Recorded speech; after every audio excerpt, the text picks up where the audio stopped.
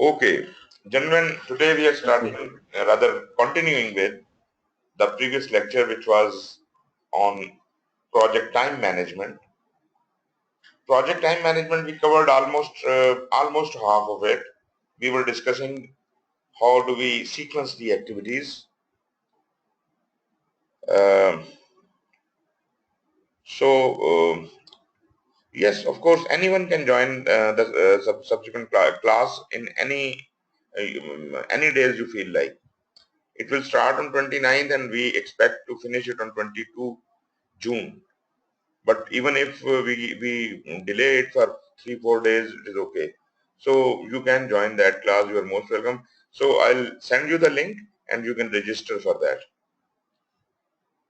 All three of you should register for that, and you can join on your own whenever you feel like. Right. So yesterday I was talking about the various kinds of relationships between the activities, and we said, let me go back to the previous slide.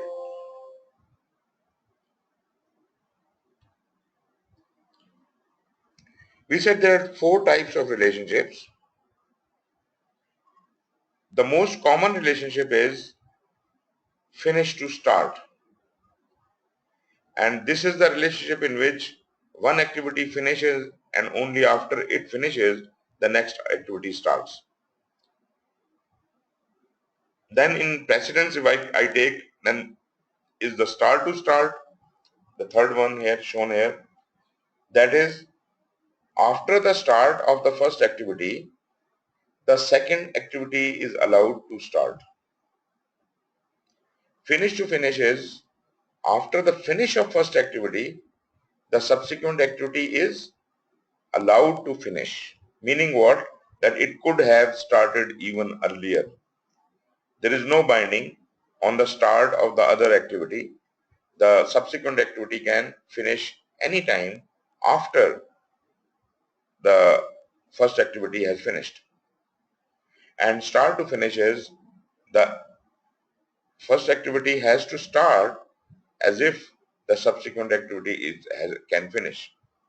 Anyways, we discussed these relationships and we left on the tone that we will discuss the various examples for that. So finish to start is not difficult. We took an example of foundation of a building and the walls.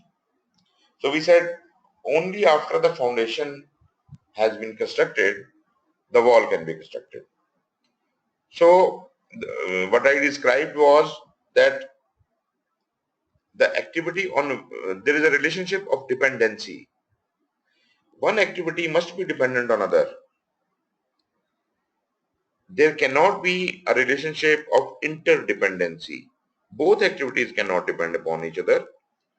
One will depend upon other, and therefore the activity on which some other activity is depending is called the predecessor activity. It is not always the previous activity is not always the predecessor activity, but it is called any activity on which somebody is dependent, some other activity is depending, that activity is predecessor. And the dependent activity is the successor. So if you look at these relationships again, I can say finish to start is, predecessor must finish as if the successor can start. For finish to finish, predecessor must finish as if the predecessor can finish. For start to start, predecessor must have started as if the successor can start. And finally, start to finish, the predecessor must have started as if the successor can finish. Well, we can take the examples for each one of them, which could be different, and we can fill in the blanks. But I would like to make it a little more difficult for you, because this is not how we use them. It is easy to remember by different examples, but if we can take one scenario and try to apply it in all the different kinds of relationships, that is the practical approach, because when you plan the project initially, it is all the relationships are almost always finished to start. But when there is some pressure on you to compress the schedule, the first thing you think about is somehow increase the parallelism, somehow change this relationship of finish to start to something else if possible. Although I understand this is not conceivable, not easily made possible that you can change this relationship. Like I said, the walls can only be constructed after the foundation has been constructed. So this is a finish to start relationship. What if I asked you to make it a start to start relationship? Let me explain. Let us say the foundation, the work on foundation should have started as if the walls can be started. Is it possible?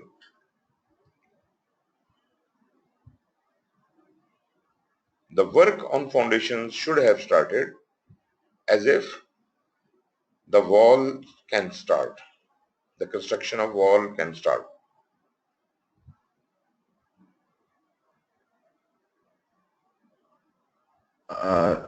Sir, I'm not sure. Maybe from that perspective, like if the construction of the base has started, and like you can start bringing in the stuff needed for Okay. the wall, like start from that Okay. perspective, Fine. not the construction itself. I'll agree to that. So at least you changed your answer from yesterday. You said it was not possible. Today you are thinking about it. You are coming up with alternate solutions. You say that maybe the material we have to use on the walls is part of the activity of construction of walls, and we have already started procuring it while we were, you know, constructing the foundation. That seems okay with me. But let us make it a bit more, more difficult. Is it possible? Okay, first of all, let me explain. The basic relationship says the work on foundation should have started as if the work on construction of wall could be started. So it is a must that work on foundation should have started, but there is no restriction when the work on the wall can start. The only restriction was it cannot start before the start of the foundation. So it could have started even later, even after the end, or even later. So from that perspective, this relationship works. That is, if you pull the activities apart with a lag or something, then even start to start is workable. But at the same time, I am not really trying to, just make it possible. I want to see in the worst case scenario, we are trying to bring the start of construction of wall almost adjacent with the start of the foundation. So can you think more creatively and think of a way that we could have started the construction of wall while we started constructing the foundation? Think over it.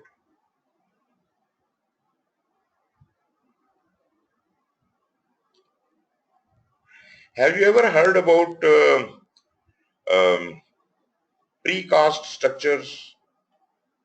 The walls are being, Yeah, that's what I was going to say, sir. Like they can start making the wall separately and then kind of join it, just like they build the bridges. Like they can wonderful, put the wonderful. girders, So like there that. are ways available, but our mind does not want to think out of sequence.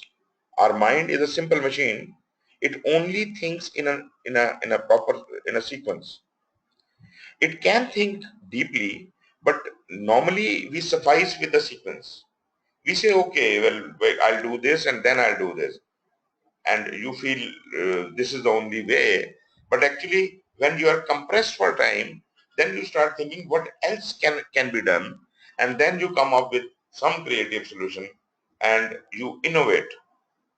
That is exactly what is required. We somehow want to innovate. So one solution could be that as soon as the work on foundation has started, you could have started construction of walls in a precast environment elsewhere. And as soon as foundation becomes ready, the parts of foundation which are ready, you can start installing the walls there. So this way you can decrease the time a lot. But you see, it is just like cooking your own food or buying a pre-cooked food. Naturally, it is the food you are eating. But if you cook it at home, it might be cheaper. But if you buy it from the market, it will be a little expensive. So this solution, if I buy precast walls from somewhere else, it may cost me a little more. So are we so much compressed for time that we are ready to pay for it? If yes, if this is feasible, we can go for this solution. Maybe there could be yet another solution. Maybe we decide that we will change the design of the wall. We will not install the concrete wall. We will have wooden walls instead. So this is a change in scope. This is a change in design. So if that can be allowed, I can do start to start in this case. So you see, you can come up with hundreds and thousands of solutions. So start to start now become possible. Do you agree with me?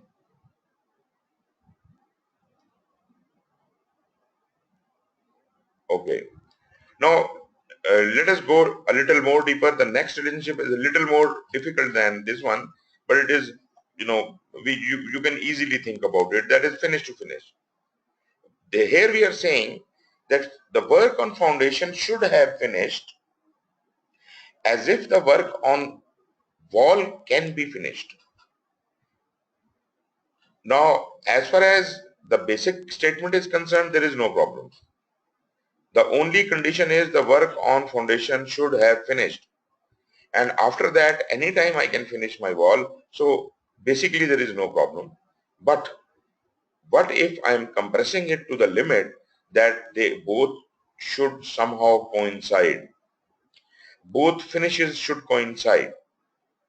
So that would again be very similar to start, but maybe we are using the same technique of precast or whatever, changing the material to wooden walls or some other solution like that. But here there is one more thing. There is no limit on the start of the predecessor activity. On the start of the walls, we can start them anytime. We are not restricted. Only restriction is on the finish. We cannot finish the wall before the foundation is finished. So what if I say you start the work on construction much before the work starts on the foundation? You can do that. You have no restriction there. So probably this can also be done. Am I confusing you or is it okay?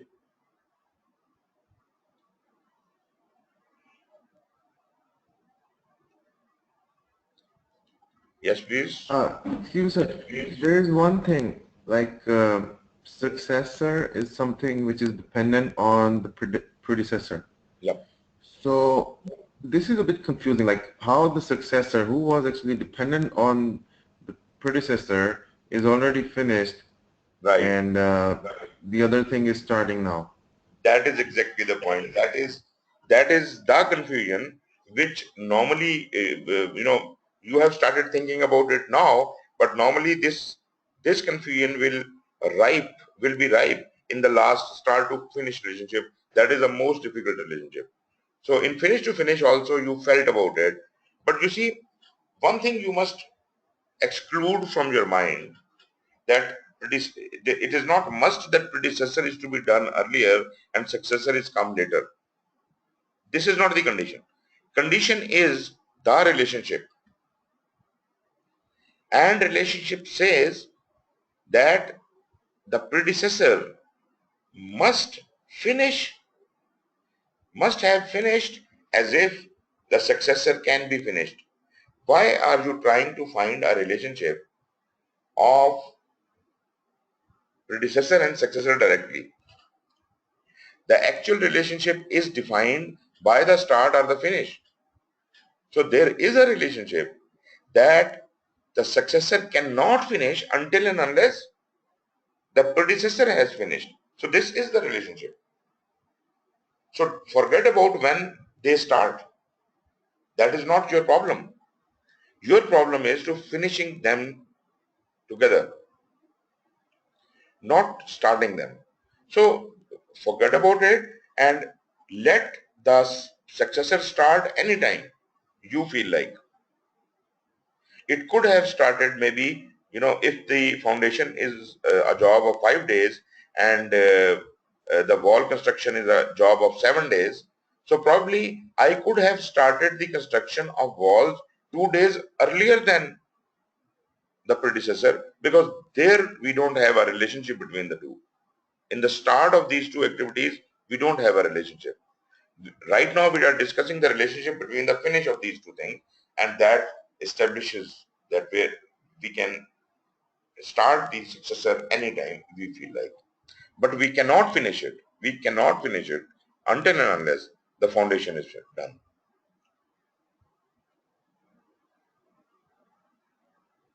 Got it or not?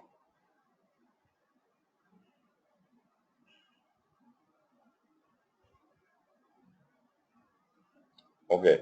Rijo, is it okay with you?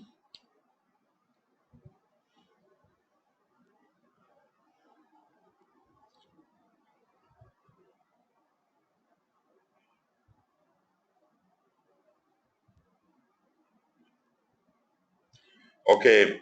Rijo, what you are doing is you are going ahead of me. Security guard example is not for this. We are discussing finish to finish. We discussed finish to start to start, and finish to finish. The security guard is not the subject right now. So let me go to the security guard now. Start to finish.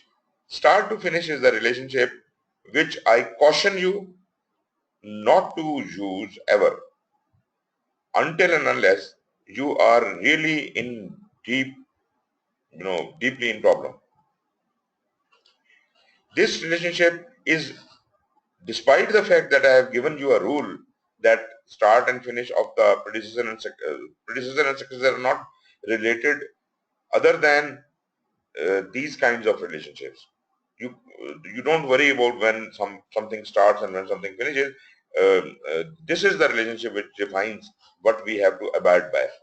So in a start to finish relationship, which is very confusing, it says the work on foundation must have started as if I can finish the work on wall construction. What do you say? Isn't it totally confusing? It is totally confusing because no matter how clearly I define, but this is a kind of a loop in which you get into, and apparently you can see that the successor is com almost completing before the predecessor, and the only hinge point, the only relation point between the two is the start of the predecessor and the finish of the successor, which I believe everybody would feel is a very difficult relationship to understand. But if you know, put away your inhibitions and try to look at it from logical point of view, theoretically, I am telling you, you the work on foundation must have already started as if we can finish the work on the wall. That essentially means we are not restricting the wall to start anytime after the foundation. We are not restricting it. So it can start anytime. It could have started 7 days or 10 days earlier. But the restriction is it cannot finish until and unless the work on foundation has started. Now, theoretically this looks okay, but practically this is, um, if I'm trying to, take it to the limits, this is practically not possible that I have finished the successor and I am just waiting for the predecessor to start as if I can finish it. I am almost done with the successor. How can we make it possible? For that, this security guard example is a very good example. You see, you are on a night duty and at 6 o'clock in the morning, the next person is going to come and take over the job. But listen to me carefully here. But although your job is finishing at 6 o'clock, but without handing over your responsibilities to the next guy, you are not allowed to leave. You are the predecessor and he is a successor. But your leaving the job is dependent on his joining the job. So the successor actually is not the successor. Actually, he is the predecessor and you are the successor. You understand my point? Actually, we are looking at it from the wrong angle. We are looking at whoever is earlier is the predecessor and later is the successor. In this specific case, successor is earlier and predecessor is later. So what I said, how I defined the relationship, I said predecessor is the activity on which some activity depends. So the guard who is doing the night duty, he is dependent on the guard who is going to do the morning duty. He cannot leave, he cannot declare his job finished until and unless the other guard has come and joined and cleared him that he can go.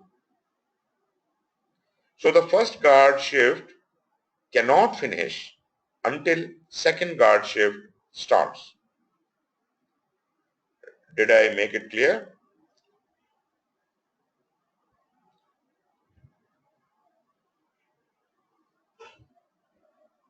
Okay.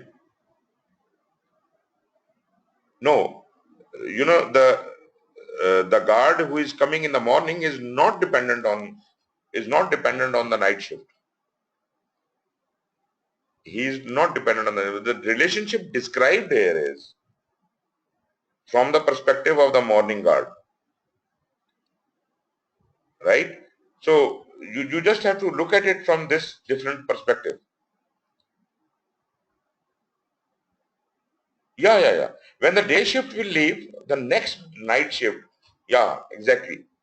Then again, with every subsequent relationship, the relationship may change. There are a number of activities in your project. So every time the activity which is predecessor now may be successor of something, and which is successor becomes a predecessor of something else. So naturally, if you're talking in sequence, then probably guards will keep coming and joining, but the relationship between their duties is uh, uh, predecessor to successor. So this relationship will keep shifting forward. So that point you got right. Now let us try to apply it on our example. Try to make it possible. Although I am already agreeing with you that this is a very difficult relationship, it looks impossible, but let us try to do it. Let us try to finish the walls as soon as the work on foundation starts. Meaning what? That practically there was no work done so far on ground for foundation. The first step you are taking to dig the ground is when the walls should have been installed. How can it be possible that as soon as I start digging, the walls are already there? Walls are already installed. Now you can keep completing your foundation while the walls will stay where they are. They are installed. Is it possible?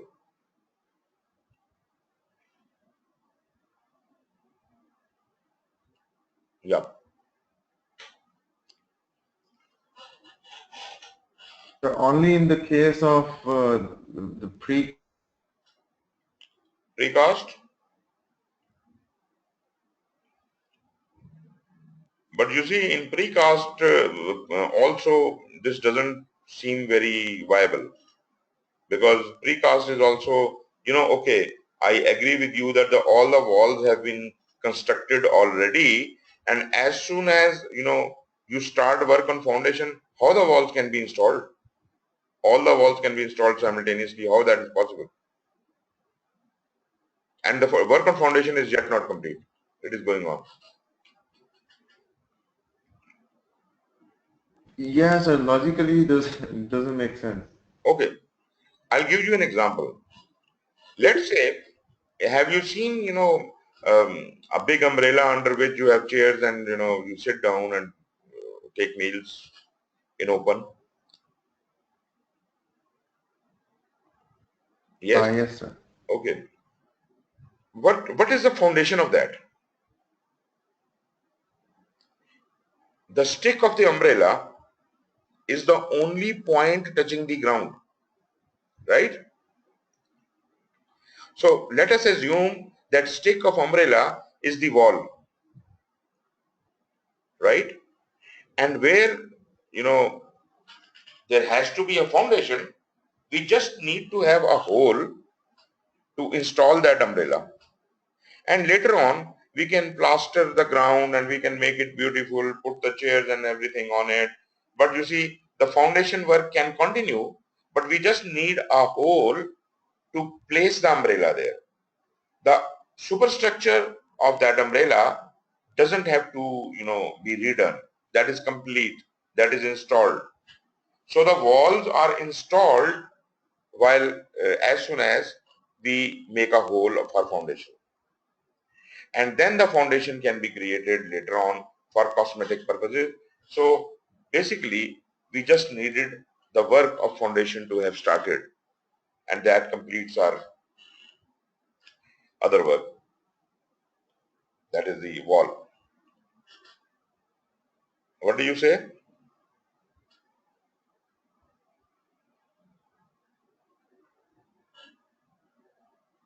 Yes, sir. In that case, we can, yeah, for sure, we can say it's doable. It is just a matter of creating, thinking creatively, thinking out of the box. And if you try doing it, you see, all these things are impossible. What I am asking you to do is to make the impossible possible, because that is what a project manager do. Project manager has to do certain tricks, certain things by which he can, do impossible tasks. At times you will feel yourself completely stuck. There is no logical mechanism of doing the things right. I'll give you an example. In construction, you see, when you are constructing the walls or all that, a lot of cement is to be used, and the plaster, once done, when the cement work is done, there is a basic requirement that you have to cure it for some time, you have to water it for some time, and if you don't, then it will not have taken strength, and ultimately all the weights you put on it, you can start constructing the walls, all the weights you put on it, that will sink the whole structure. So the curing process, the watering process of the concrete is about 48 hours, and in these 48 hours you keep watering it, and that seeps into the concrete, and that water actually makes the concrete strong. So you can say that concrete needs 48 hours to acquire requisite strength, and only then should the work on the walls or any superstructure start. That is a limitation. And this is a normal problem which every project manager in construction field faces. So how do we, solve that? So in construction industry, this problem had been ripe, and all the time they wanted to do the things faster, but this was the limitation. So they came up with a solution. They invented a quick set cement which sets in almost half an hour. You see, this is something which was invented for this purpose. This was creative thinking. Somebody thought, how is it possible that we can use something for the material which can set early and give us almost the same strength? So they invented this mechanism. Similarly, once you are constructing bridges and things in oceans, rivers, and water, uh, this is really a very difficult job. You can't uh, do it as a normal construction, because how will you, build the structure within the water? So they invented a quick set cement which works in water. So all the new developments would actually be created due to the creative thinking or the out of the box thinking, which will result in some kind of invention, and project manager will actually be dealing with a lot of inventions. I hope I've made something clear here.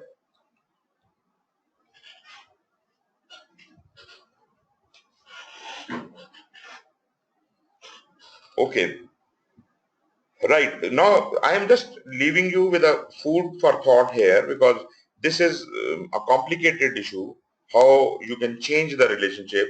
Making the relationships initially finish or start is a very easy job. Any project manager does that all the time. But when you are doing the project, you will come across a lot many uncertainties, and you will have to change the relationships. And you must understand, you must be intelligent enough, you must be creative enough to think on these lines and try to find your way out.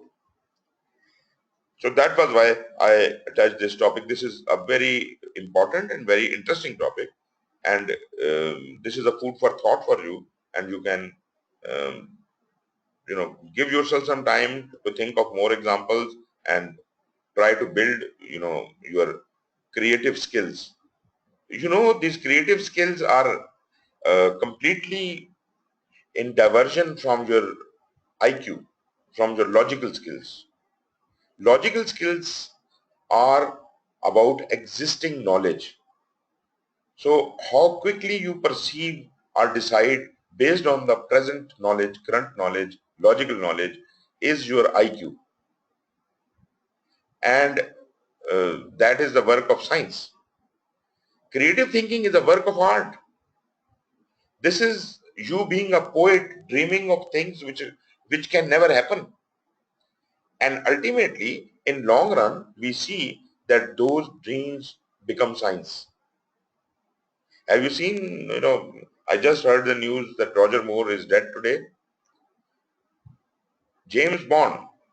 James Bond movies, you have seen so many gimmicks many years ago which did not had a possibility of existing, and now they are existing. Not only existing, but you physically are in possession of a mini camera in your mobile, and lot many other gimmicks are already there in your hands. And that is how someone dreamed about them, and then somebody started thinking to create a logic out of it and make it a part of science. So all the inventions, all the creations are basically dependent upon dreams, on your vision, what you can think, what you can dream. So Practically, I can say safely that anything you can dream is possible. What do you think about it? Is it so?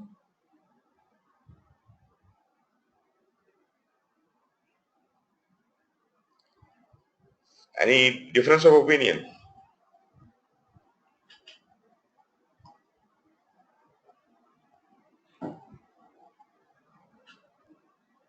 Wonderful.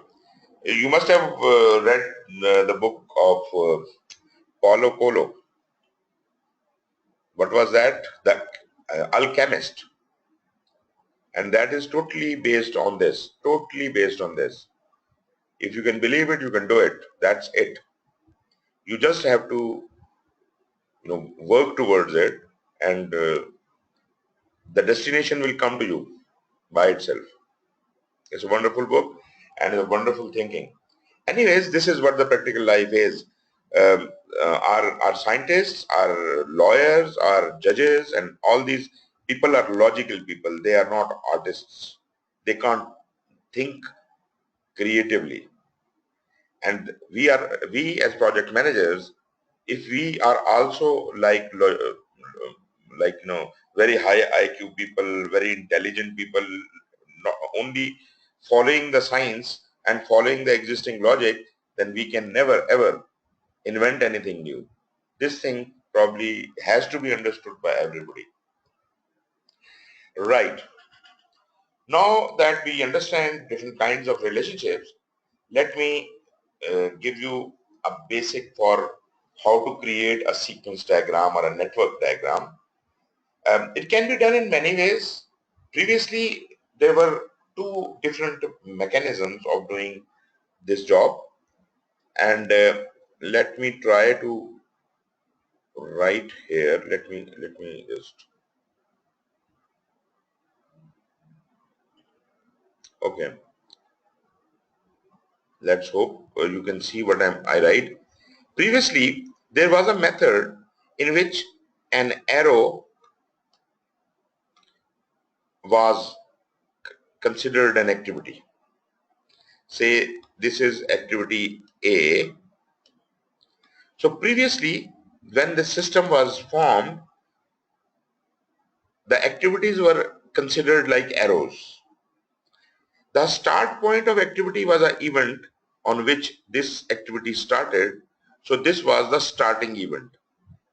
And when this activity finishes, that was another event, and that was the finishing event. And once A activity finishes, another activity may have started, and that could be B activity, and it finishes on again an event. So this is a B activity. So this could be event 1, this could be event 2, and this could be event 3. Can you see this? Can you see what I'm writing on the screen? Yes, sir. Okay, wonderful, wonderful. So you see, for B activity, event 2, which was the finishing point of activity A, becomes the starting point of activity B. And B has another finishing point, which is event 3. So this was the normal method in vogue earlier, and a lot of development was going on that, and it was the de facto standard which had been with us for quite some time. It was invented back in Second World War by US Marine Corps, US Navy, and very recently, about a couple of, about a decade ago, uh, this system was discontinued. It had lot many problems, and the diagram we used to create out of it was called arrow diagramming method. Now we are working on precedence diagramming method. So because this method is obsolete, arrow diagramming method, or it is also called activity on arrow, AOA, activity on arrow. So activity on arrow or arrow diagramming method is no more valid. It is obsolete. Now what we do is we show the activity as a node. You see, in the previous one, 1, 2, 3 were the nodes, nodal points. Now what we do is, we say activity is a node, like, I make a box and I write A inside of the box. This is now A activity, and this is now B activity, and the relationship between the two is shown with an arrow, which actually is not an activity, right? Arrow is now not an activity. Activities are on node. uh, uh, it is called AON, activity on node. Previously it was activity on arrow. Now the activity is on node. So this method is called precedence diagramming method, or PDM. PDM. Now why we have resorted to this method is because this box gives us a lot of information. We can make several division of within this box and write everything about that activity, all the information about that activity into that box. So now we have to refer to just one box to get all the detailed information about any activity, all the calculations, everything, when it can start, when it can finish, whatever. So all the data about an activity is encapsulated in this box. Now the problem with the previous method was, activity was an arrow, and that when the activity will start will actually A activity will start depending on event 1. So I have to look back at event 1. I have to look forward at event 2 to determine the finish time. So there was no one place where all the information about A was available, A activity was available. Now we have a box and we can write any way we feel like. Now how to put all this information in this box? There could be many methods. There are many methods. Somebody shows it as an oval, somebody shows it as a big circle, somebody shows it as a rectangle, somebody shows it as a square, or whatever you want to create the shape. And the divisions shown within, various authors, various books, and various standards, they have their own description. Now this thing which I am showing you, this is not recommended by PMI.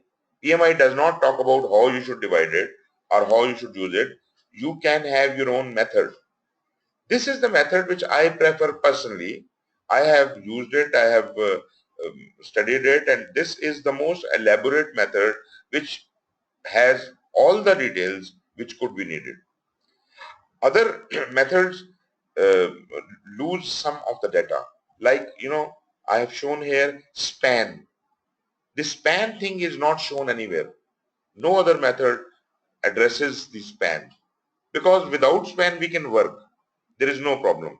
But with span, there will be a clarity coming to your mind, which I will be describing to you. So let us describe what are the parts of this box.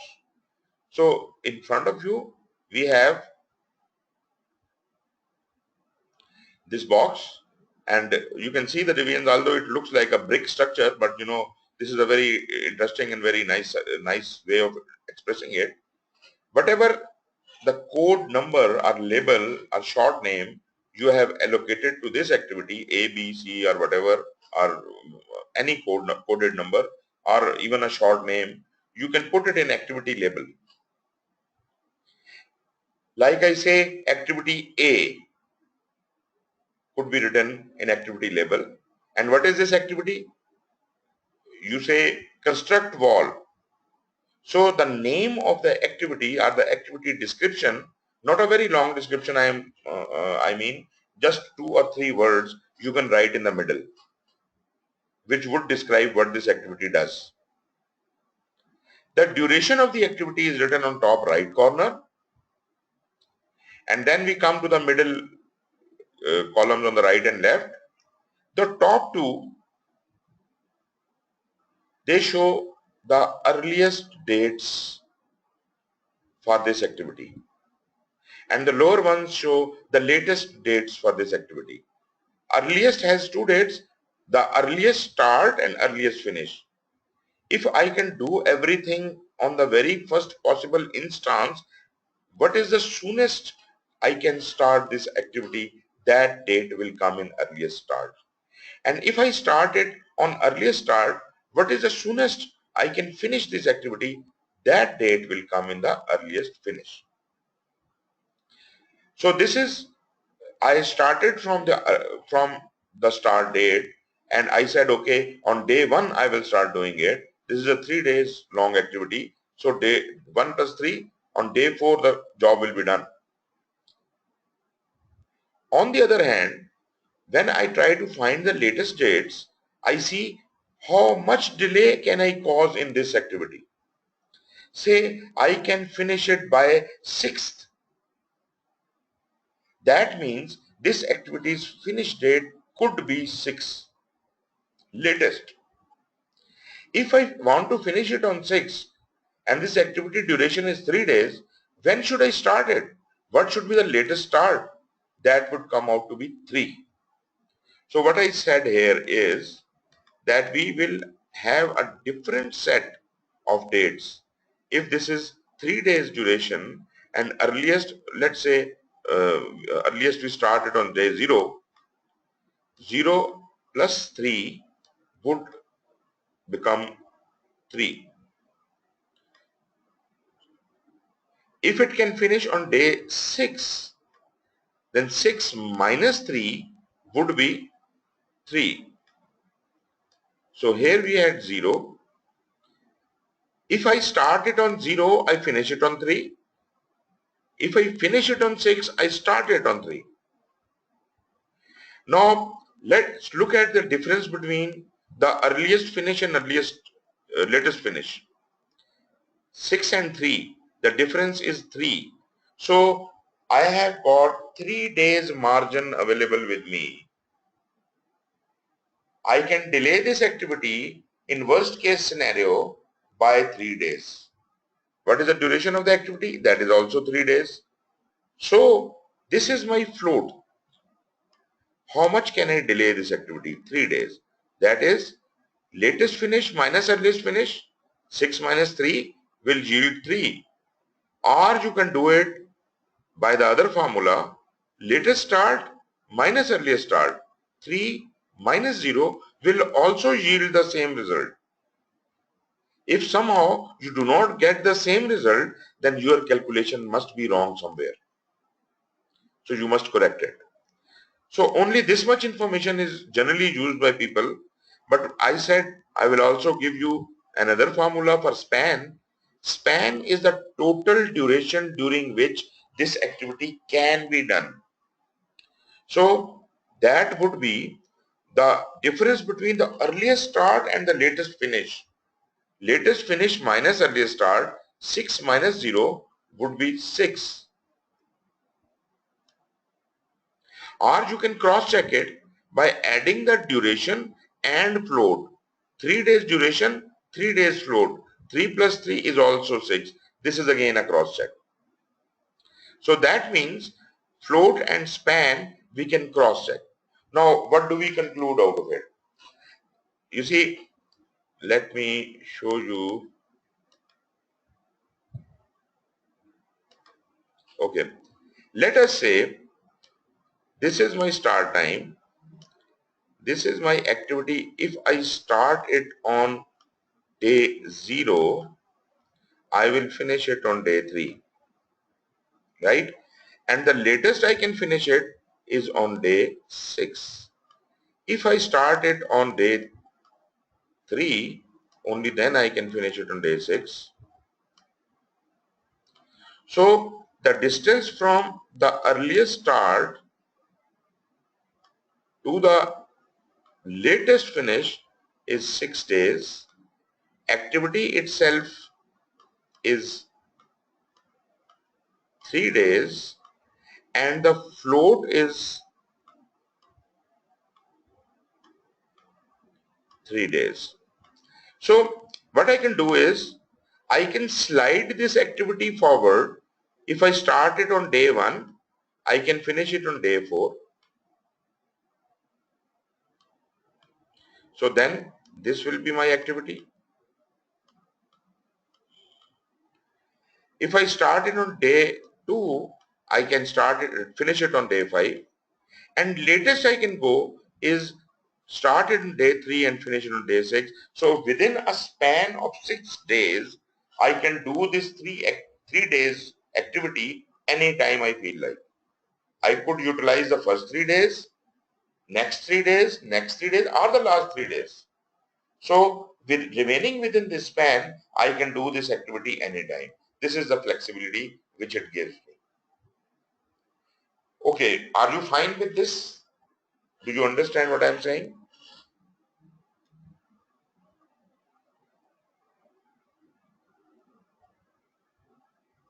Okay, good. Right. So if you are clear about it, I'll show you an example now.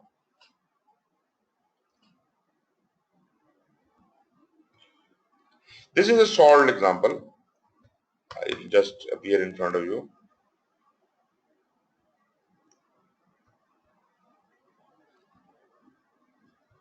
Okay, tell me if you can see this.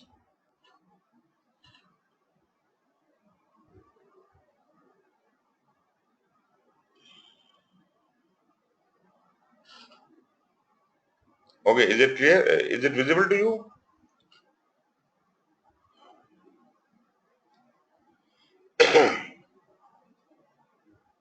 Right. Okay, can you see these activities? This is a small little network diagram. We have got A, B, C, D, E, F, G, H. We have got 8 activities here. I have given a key in the bottom, the same key I have shown you, and this is how we have filled all these boxes.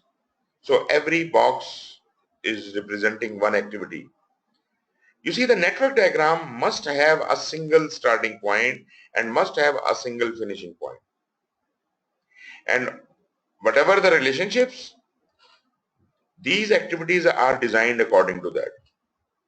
So what is the relationship between A and C? C is dependent on A and it starts only after the A has finished.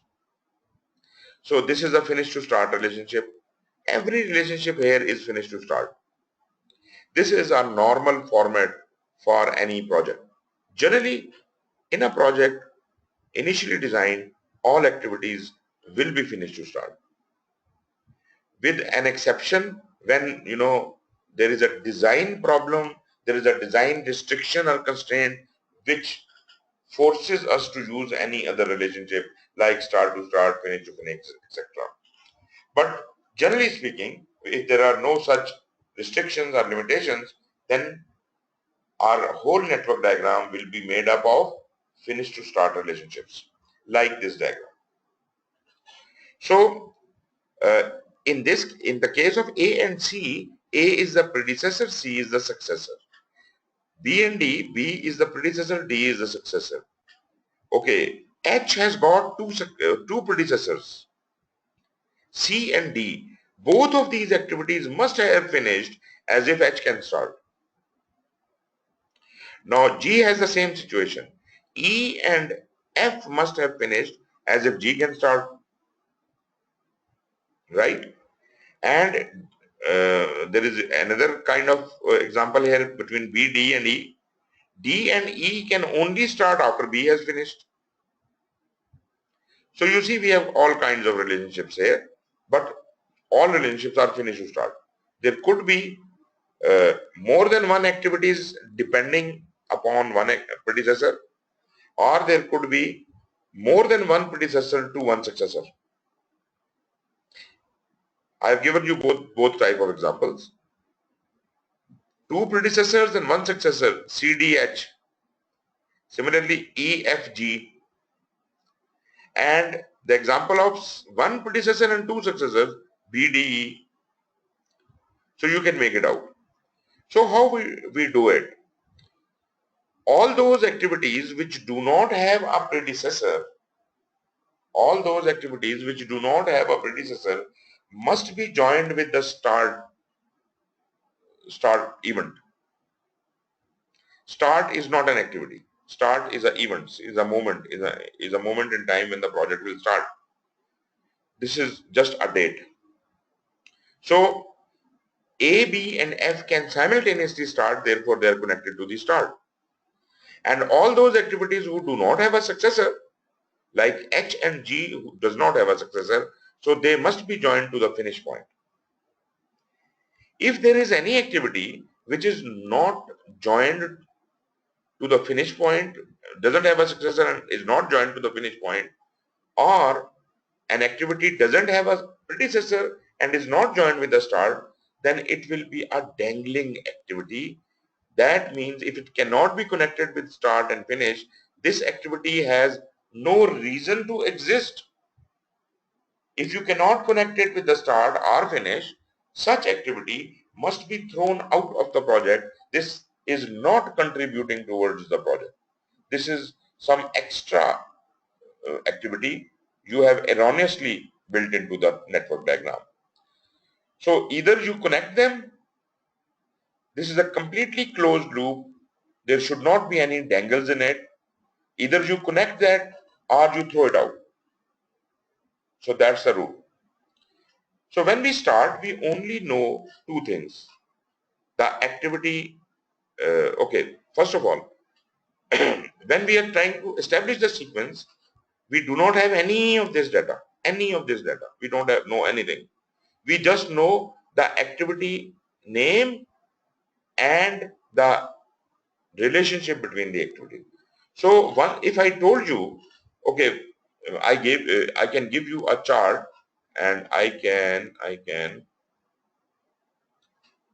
is there a way of writing on it by,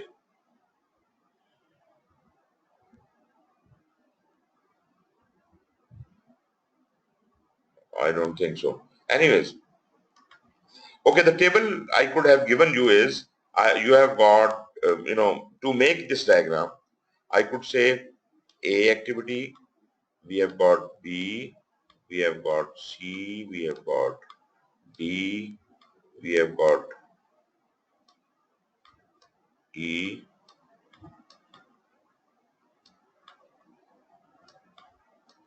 F, G, and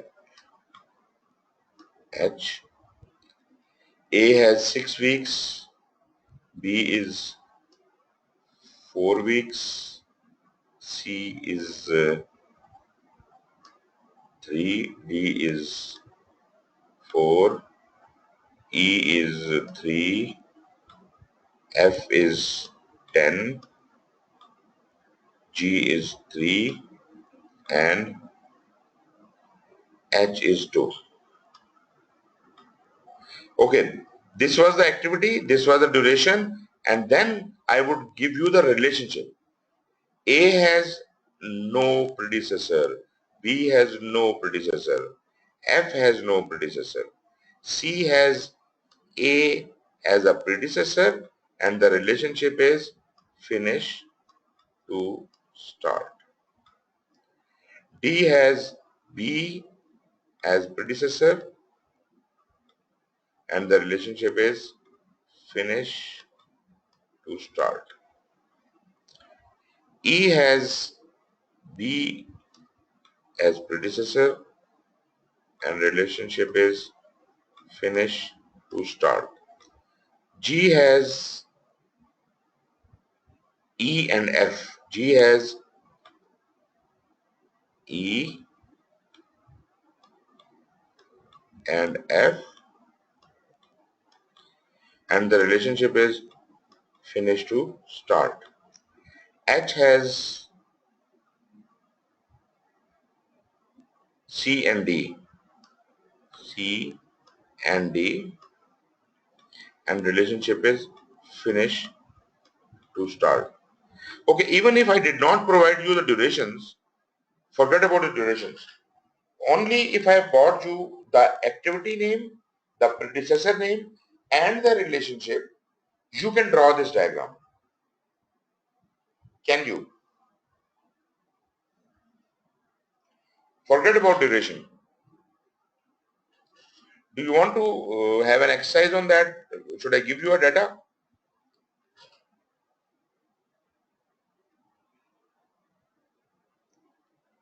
Okay, I think we should do that. Let me, Okay, open up some Excel sheet.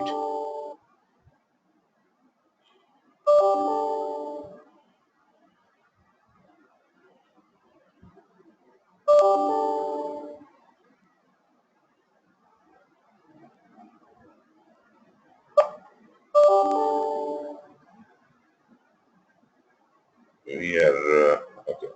Just give him a minute. Give me a minute. I'll just fix that, and I'll give you a data, and you create a network diagram for me. Okay, we have got A. We have. I'm giving you a different data from what we were discussing right now. C, D, E, F, G, E, F, G, H, J,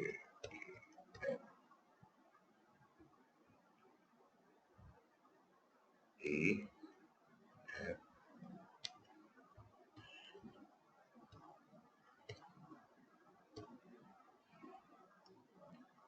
Okay, this has no predecessor, no predecessor, no predecessor. D has A, E has E has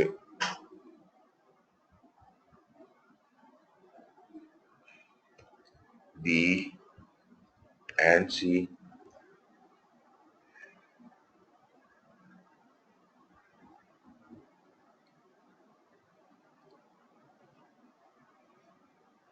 No, let me change it.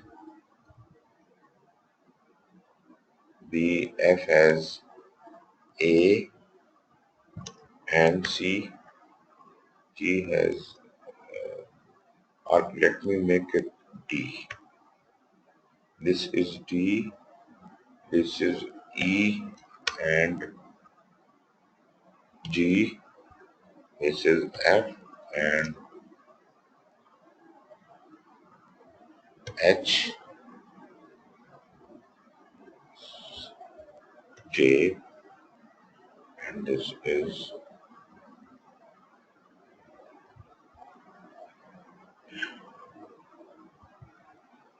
K, and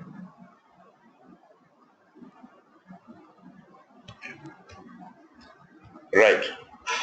And relationship is all finished to start.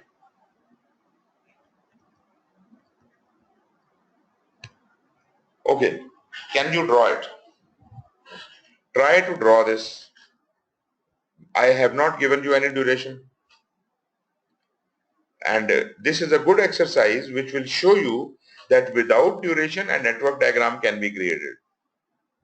And that is what is sequencing is called. This is the job of sequencing. Okay, sorry. Can you see the screen? I don't know you can see the screen or not. I'm sorry. I thought you can see the screen, that's why. Okay, this is the data. Is it visible to you? Okay, wonderful, wonderful.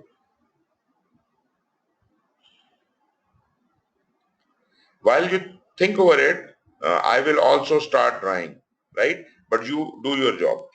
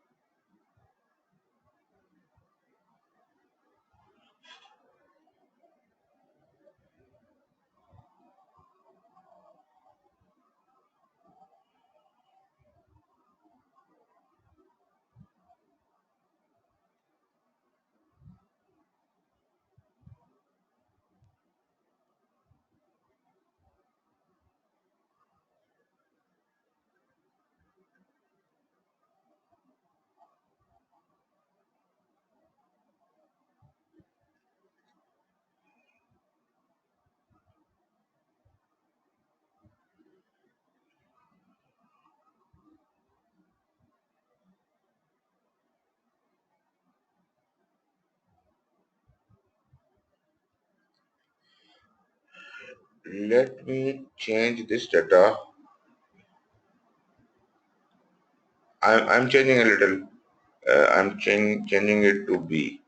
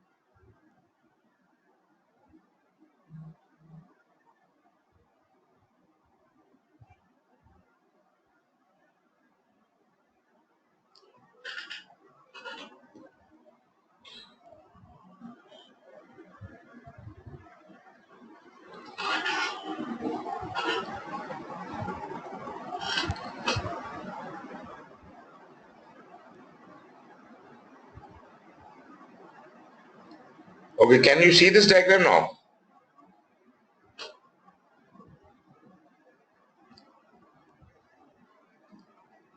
Okay, I have done it, and I'll explain it to you.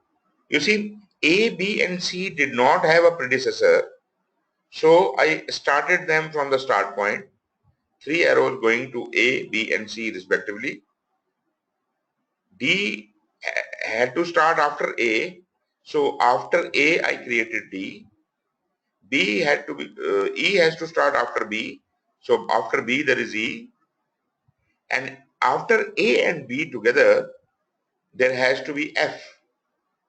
So F has two predecessors, A and B. D after D we have G. After E and G, this is E and this is G. After E and G we have H. After F and H we have J, and after J we have K, and after F and K we have L. Because C was not connected anywhere, therefore it goes to the end. Either we have to drop the C if it is not contributing to the project. If we are sure that it is necessary, then it has to be connected with the finish point. Got it?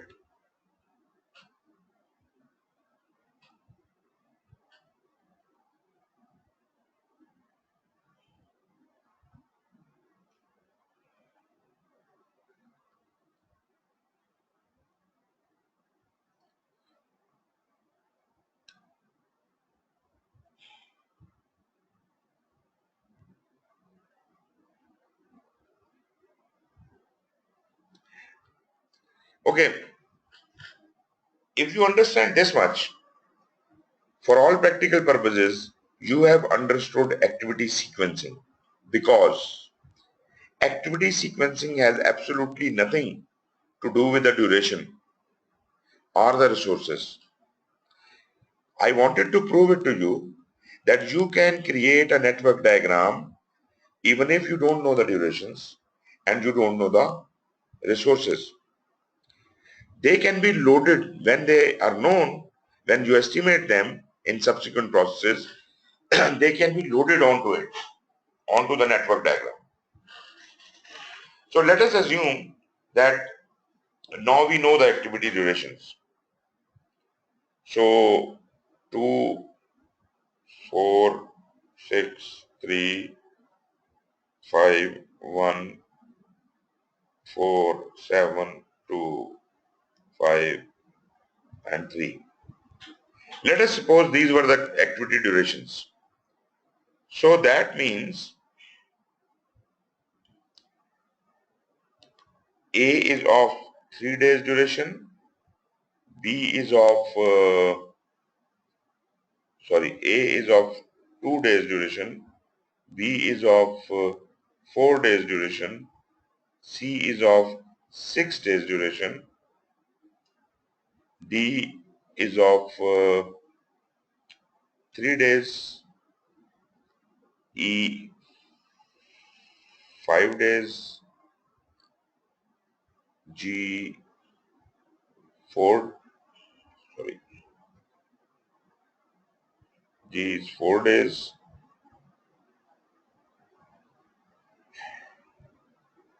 F is 1 day, H is 7 days, J is 2 days, K is 5 days, and L is 3 days. So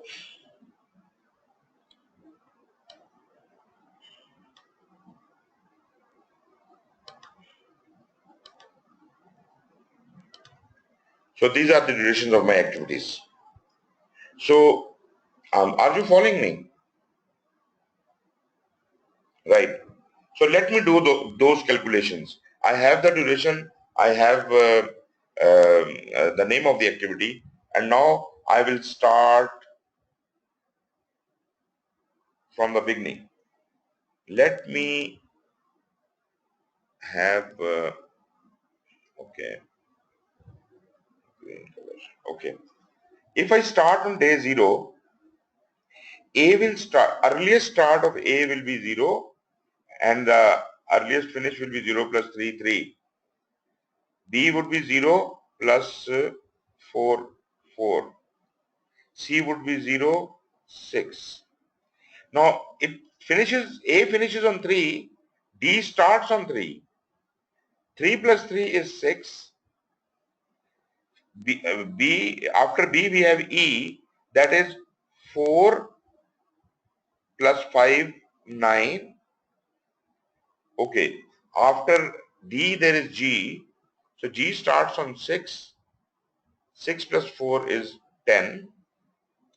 F starts after A and B. Now this is, you must understand, F starts only after A and B both have finished.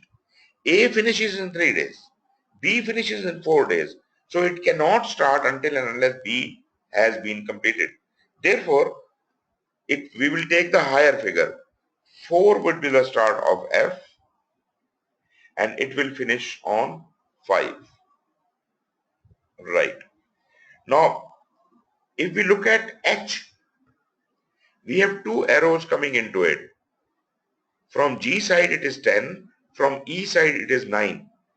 So H cannot be started until and unless G and E both have finished. Therefore, the higher figure would be taken, and that would be 10 is the earliest start of H. 10 plus 7 is 17. Now look at J. It is getting, there are 2 predecessors, F and H. F is finishing on 5, H is finishing on 17. We'll take the higher figure, so J will start on 17 plus 2, 19. It will finish on 19. K will start on 19 and it will finish on 24. Now look at L. L has got L has got K and F. So K gives 24 and F gives 5. Which is bigger? 24. So L will start on 24 and finish on 27. Have you seen that? So this is called the forward pass. I started from the start point and I moved till the finish point, and I kept calculating the earliest start and earliest finish dates for each activity. Once I do that, and once I'm done with that, the highest figure which I get from the last activity would indicate the actual duration of my project. My project, I now understand, is likely to complete in how many days?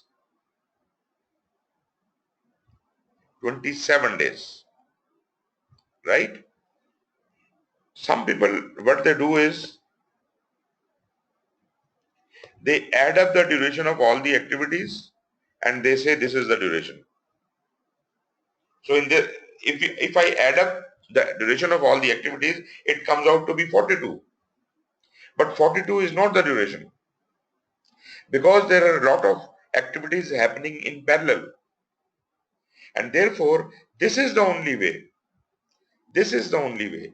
Forward pass is the only way to calculate the total duration of your project.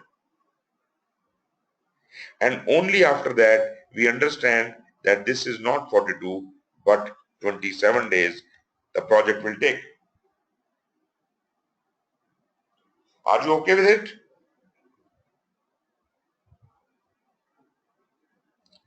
Okay, now I know that this project can be done in 27 days, right? Now I have to calculate backwards and see what would be the latest date if I delay everything to the last possible moment. What would be the latest start and latest finish dates?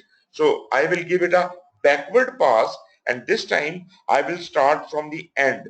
The project ends on 27. So L activity must end on 27. 27 minus 3 is 24. Okay, K activity must be finishing on 24. If it finishes on 24, it start on 19. J activity start on 19, finish on 19 and start on 17. Okay. Uh, H activity will finish on 17 because J is starting on 17. So it will finish on 17 and start on 10. Okay. There is an arrow from F to J. So J is sending back 17 to F. So F activity, if it can be finished latest, it could be 17. And if it is to be finishing on 17, it must start on 16. Okay. What about G? G is getting the backward data from H. H is finishing on 16. So 16 will be the finish date, latest finish date of G, and if that is the latest finish date, it must start on 12. D must finish on 12 and it must start on 9. So F is sending back 16 to A and B, whereas A from D side is getting 9. Now because we are doing the backward pass, so this time we will take the lower figure, will not entertain 16. In case of clash in a backward pass, we'll go for lower figure, so we will have 9 here. So 9 minus 2, activity was 2 days, 9 minus 2 is 7. Okay, let us see about E. E will get 16 here and 5 will be subtracted. It will start on 11. So if we look at B, it is getting data from F and E. 16 from F and 11 from E. So lower data, minimal data is 11. Oh, sorry, I've done something wrong. 16, 17, 10, 7. Okay. 12, 12, 9. Just a minute, I have done something wrong. It is so much, no. 16 goes there and 16 goes there.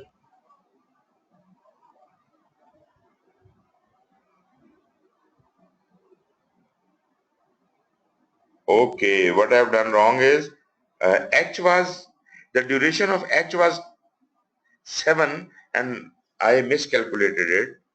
It is not 10, 16, it is 10.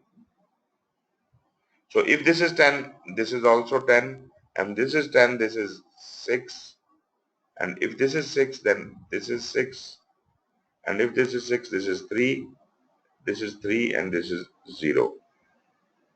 I just could not see the duration of H. H is 7. Okay, let's correct everything. So this much is okay. Then we have got, okay, from here we are getting 10 and 17 we should have gotten here. For F, we should have gotten here 10.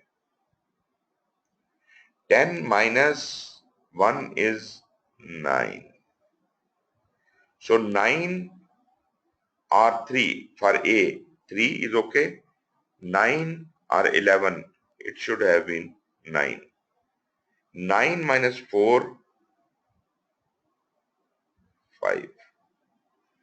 And what will it get? It will get 27 minus 6, 21. So this is it. Although this is very dirty and probably you can't read everything, but this is the complete thing. So what will be the float for everyone? I'll just give you the float. I'll just write big float. 3 minus 3 is 0, 0, 0,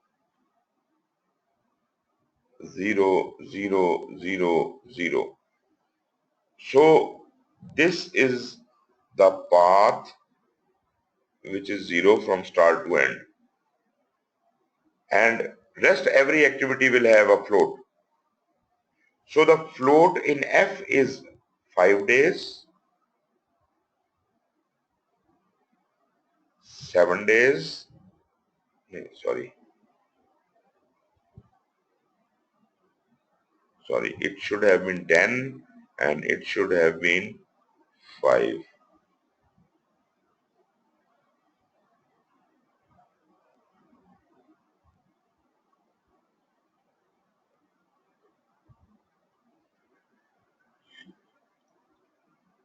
Yeah, 10 and 5, and it should have been 5, and this should have been 1. So in that case, this is 1, float is 1, 1, and here the float is 21. So there is only one path which has got 0 float throughout. There is only one path with 0 float throughout, and this is that path, and this is called the critical path. So you see, critical path can only be found when we know the floats. The latest dates can only be found once we know the duration. And duration can only be found when we know the earliest dates. So forward pass will give us the earliest dates. That will culminate into the duration of the project. Then we will backward calculate and we'll find the latest dates. From the difference of the earliest dates and the latest dates, we'll find the float. And where the float is 0, that path which is having float from 0 from start to end, that complete path would be called the critical path, and all the activities on that path would be called critical activities. They will have no float. All other activities like B, C, E and F, 4 activities, these are non-critical activities. B, C, E and F, these are non-critical activities. B, C and F has got a 1-day float. B and E has got a 1-day float, whereas F has got 5 days float and C has got 21 days float.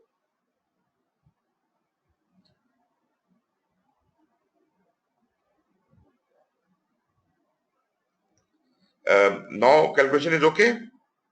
I know this is very dirty, very bad, but still we were able to do this exercise.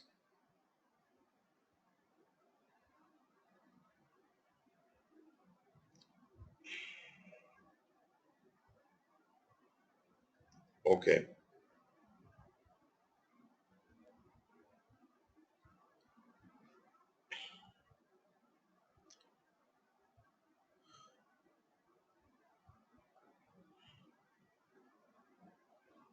Right.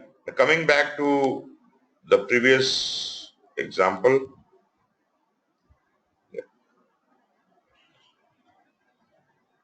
I don't know what screen you are watching right now.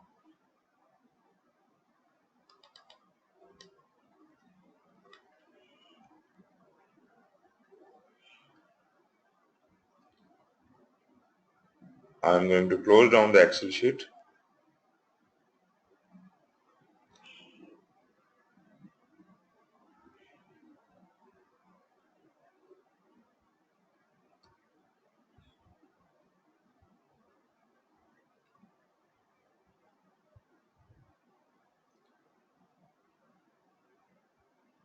Okay. Can you see the screen again? Oh. Riju, you see, what do you mean by the fastest path? This is not the fastest path. Actually, all the activities in the whole network are the project activities and every activity has to be done. You can't run on the fastest path and reach the finish point. It is not a race.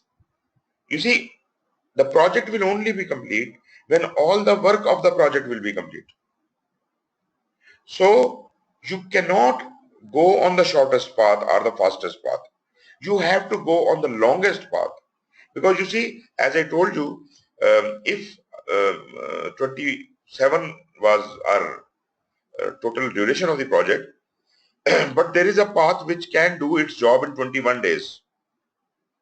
So will the project be complete after 21 days? Not at all. Project will only get completed after 27 days. That activity which has got 21 days may wait for 6 days, may relax for 6 days. It is a float of 6 days. So this is the longest path. Critical path is the longest path. But there is another interpretation. 27 days is the minimum possible time this project can be done. So the longest path is 27 days and 27 days is the shortest possible duration of the project. Okay, if you have understood that, let us have a run through on this chart.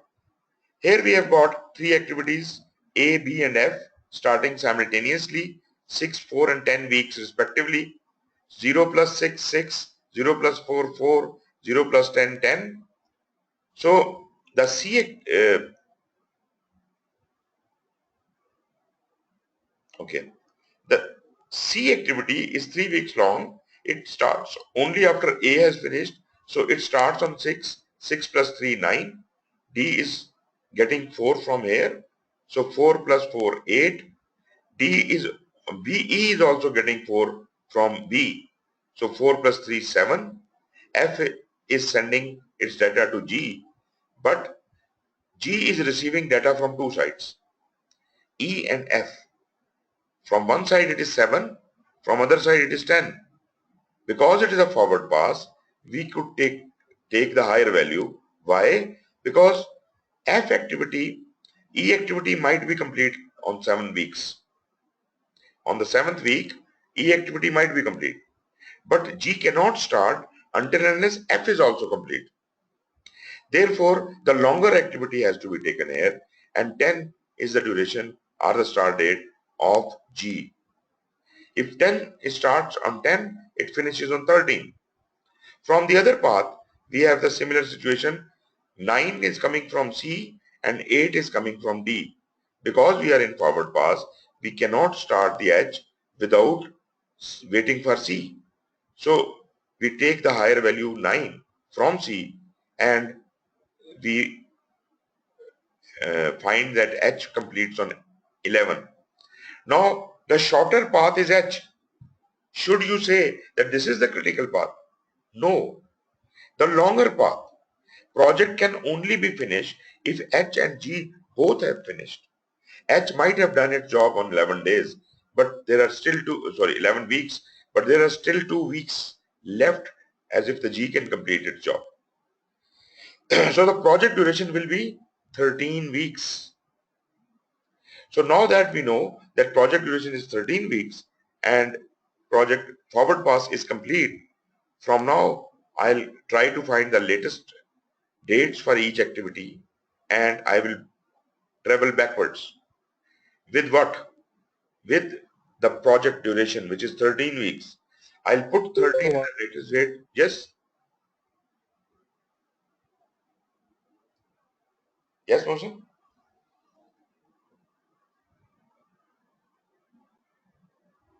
Okay. So I'll put 13 in the latest date column of H and G both because, from finish they are connected. And I'll calculate backwards. 13 minus 3, 10. 13 minus 2, 11. Now from H, this 11 will travel back to C as well as D. Both will get 11 at the latest date, and 11 minus 3, C will get 8, and 11 minus 4, D will get 7. As far as G is concerned, it is also sending 10 to E and F.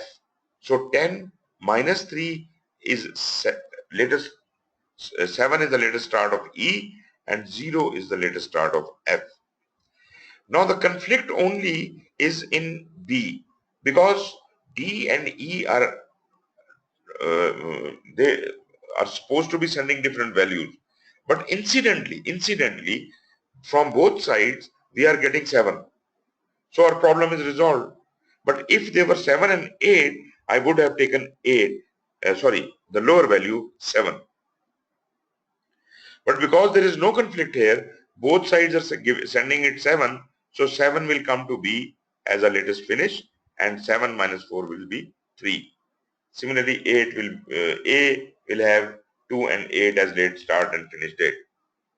Now if you uh, apply the float formula, in A, 8 minus 6 is 2, 2 minus 0 is also 2, confirmed. B, 7 minus 4 is 3, 3 minus 0 is 3. 10 minus 10, F, 0, and 0 minus 0, 0. The float is easy. So you just subtract the latest date from the earliest date. So you calculate all the floats. Now let us see about the span, although we don't really need it except for understanding. So span, how do we calculate? Just add the duration and the float. 6 plus 2 is 8. And if you want to confirm it, subtract the earliest start from latest finish. 8 minus 0 will also be 8. Let us apply it on something else. D. 4 plus 3, duration plus float, 4 plus 3 is 7. And 11 minus 4, latest finish minus earliest start, 11 minus 4 is again 7. So confirm. So this way you can calculate the whole thing. Yes, please. Are you really, you have understood this?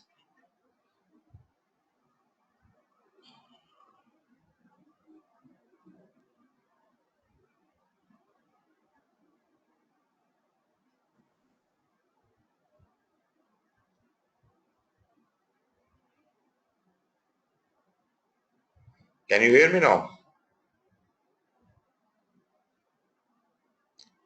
Okay, right. I have, let me give you another problem, and you can solve it on your own. Okay.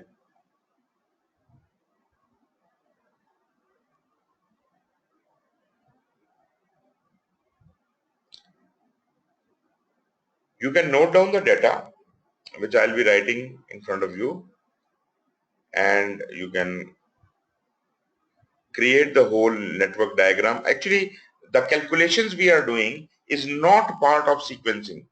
This is not part of activity sequencing.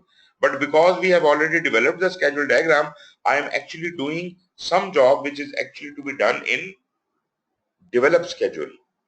Then we will know the activity resources and activity durations.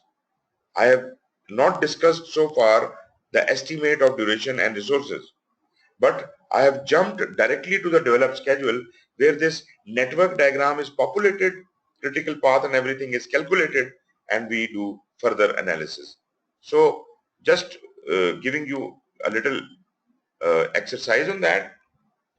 Again, this is A, B, C.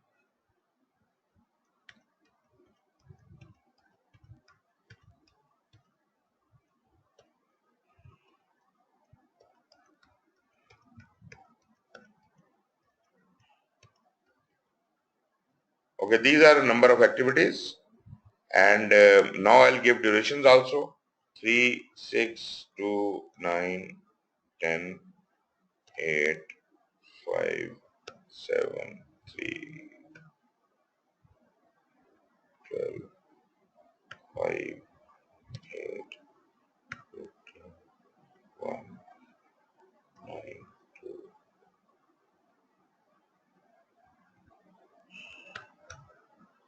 And then we have got the predecessor.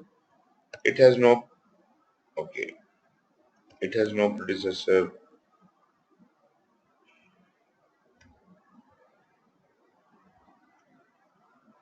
It has no predecessor. This has no predecessor. This has no predecessor. And this has A, this has B, this has C and E, this has D, this has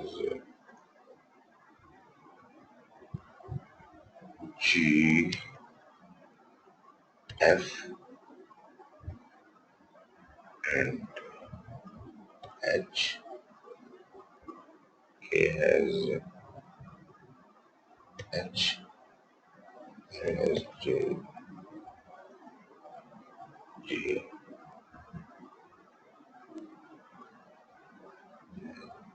L.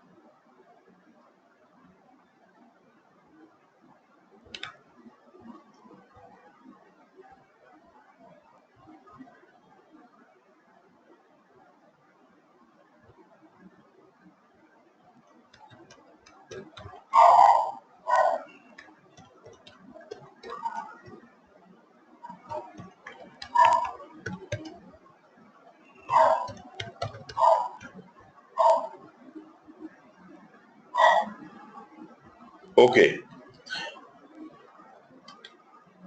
let me share this with you.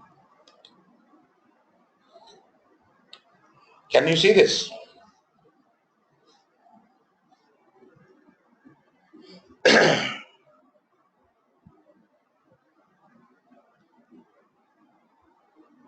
Okay. Can you note down this data and try to solve this problem, and we can discuss it tomorrow?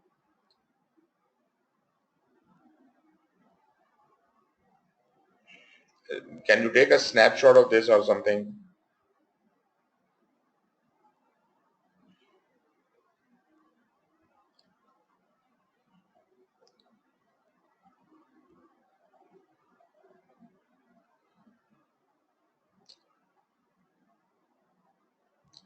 Very good.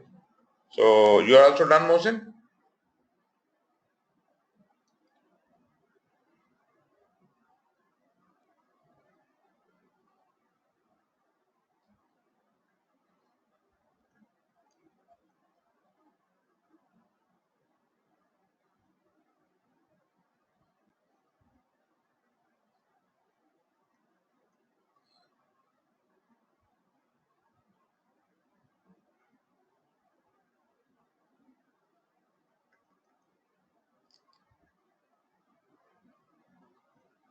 Okay. So I will now, I think today we stopped talking a lot, and a lot of recording would go blank because we were drawing and we were doing the exercise and all that. So let us move on to our presentation back again. Okay, let me know when you see this.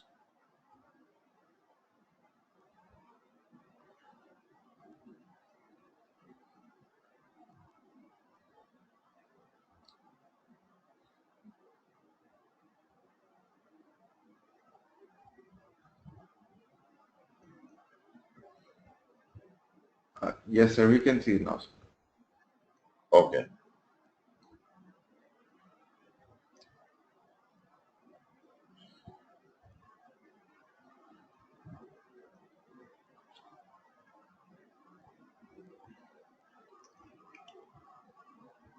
Okay.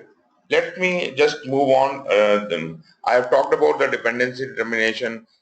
Yesterday I was telling you there are mandatory dependencies which are obligatory from the technical point of view. There are discretionary dependencies. These are the dependencies you build yourself. You could have lived without them, but to discipline your project or to put some organization in the things, you enforce it that we will finish this job and only then we will start the other job. This is your discretion. This was not mandatory. So there could be mandatory or there could be discretionary dependencies, and there could be external or internal dependencies. External are those dependencies which are forced upon you from outside environment. Internal dependencies involve a precedence relationship between project activities and are generally inside the project team control. So generally speaking, the external dependencies can also be mandatory or uh, what do you call it, discretionary, and internal dependencies could also be mandatory or discretionary. So just don't think that there are only mandatory dependencies and there is no other kind of dependency, because practically when you are doing the project, you will find that there are lot many other problems coming to you. The stakeholders are imposing certain restrictions. There is some certain organization you have to, ensure. So you have to introduce certain kind of dependencies. So when you are identifying the dependencies, do not forget about all these factors and types of dependencies. So let me skip. I have talked about the lead and lag.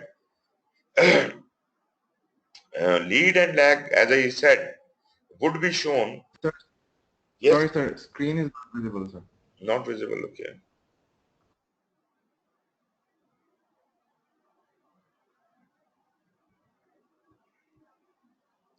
Okay.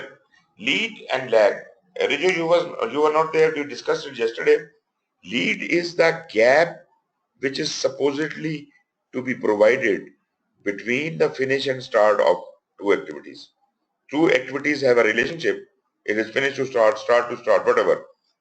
So we have a limitation that we will have to give a wait time after one condition is fulfilled and before starting the next activity, we have to wait for some time.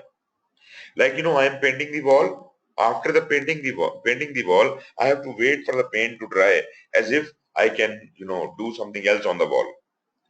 So this wait time of whatever, one day or whatever you want to fix it, that is a lag. That is a gap between two activities that will add to your project duration. And lead is when you say that I will start the successor activity one day before the predecessor finishes. That means you are creating an overlap. You are giving a lead of a day, one day to the successor. Although this successor had to start after the finish of the predecessor, but you are giving it a lead of one day. Yes, we do it in our projects. These are called leads and the gaps are called lags. And they are shown like if I'm showing a start to start relationship, plus 10 means, SS plus 10 means that there is a lag of 10 days. So what is the condition now? Predecessor must have started as if after 10 days we can start the successor. Or you can say the successor cannot start before 10 days of the start of predecessor activity. And this could be finish to start relationship. It could be finish to start plus 10, or it could be finish to finish plus 10. And if it is a lead, the sign changes. It is minus. So finish to start minus 1 means that the successor activity is starting one day before the finish of the predecessor activity.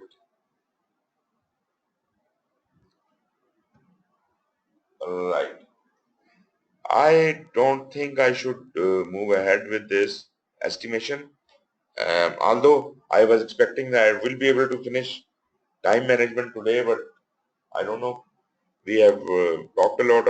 I have talked a lot actually. You didn't. So I hope we can call it a day. Any questions?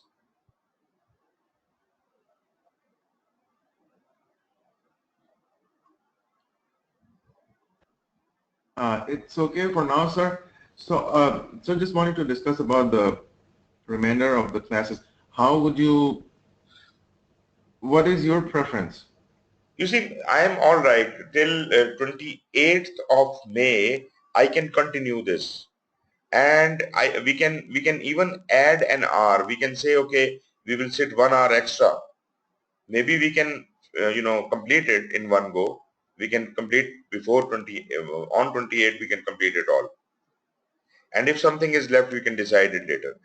So it is your decision. You are going for 3 hours a day till 28th, or we should continue as we are doing 2 hours a day, and if something is left we can catch up later, and the third option is you can join the next course also. Sir, I would say 2 hours are fine. 2 hours. We can continue. Okay. Yeah, I can continue till 28. Like we can even do it over the weekend if you are available. Okay, yes, you are right. What about Rejo and Asad? I don't think so. Rejo, will it be all right for you if we do it on weekend?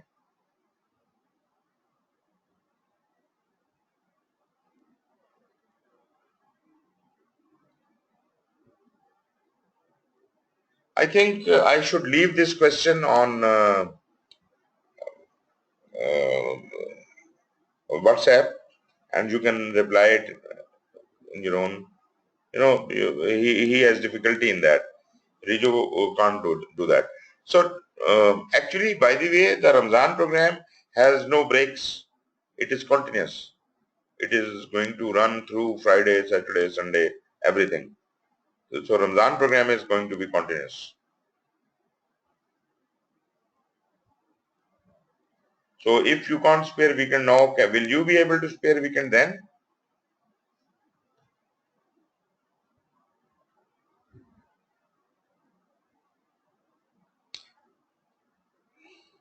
Okay, let's do it. You can keep giving your opinion, but what we will do is tomorrow we will start and we will take 2 hours and then we will see if we are in a condition to continue. Or I can even do that. I can give you a gap of 15 minutes and then start again. So if we somehow try to catch it up like that, we will be able to finish it before Ramzan. So let us have tomorrow's class and then we decide what to do. And we will continue if you like. But today we finish it now. Okay, sir. Thank you very much. Good night. Okay, ji, take care. Take care. See you tomorrow. Take care. Bye.